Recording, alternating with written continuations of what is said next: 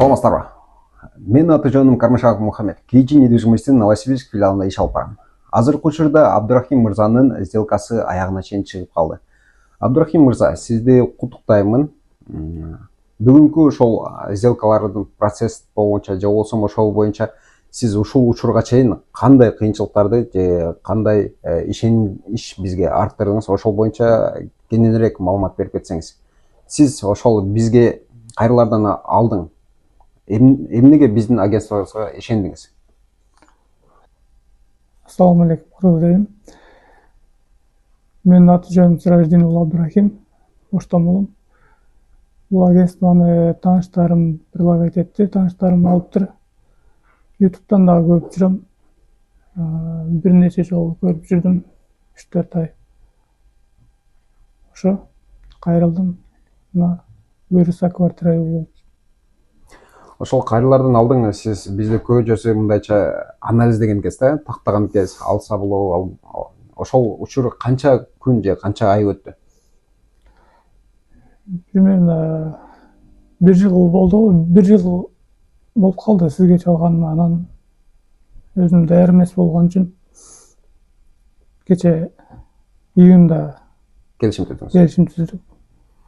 Ошол июндан бери 2 ай өттүр, келишим түзгөндөн кийин. Анан ошол учурга чейин сиз эми аттандыңыз да, анан үй бүлөлөр менен бөлүштүңүз, ушу үй алам деп, өзүнчө аттанып жүрөм деп. Туугандан же болбосо дос жардан кандай сизге сунуштар болду же каалоолор болду?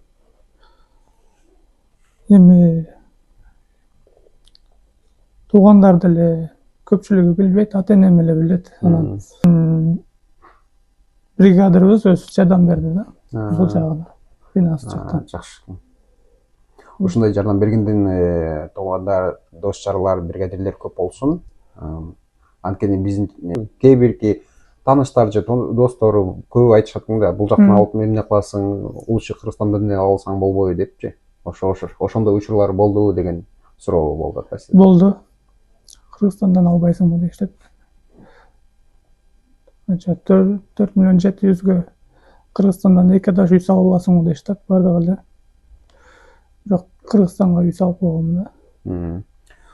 Ооба, мекендештер көп ушундай суроого мен дагы эле жооп беретим. Кыргызстандан биз өзүбүз эмгек Россияда кылып жүрсөк, иштеп жүрсөк, биз Кыргызстандан алган бизге туура келбейт. Биз эгерде Россия жергесинде жүргөн болсок, өзүбүзгө ушул жактан турак жай алып, жана регистрация жана башка бирөөгө акча төлөгөндөн көрө өзүбүздүн турак жайыбызга төлөгөн бул жакшыраак деген ой пикирдемин.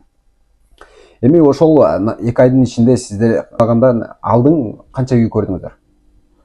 Мен көп үй көрдүм интернеттен. Анан жөн живой 6 эле үй көрдүм.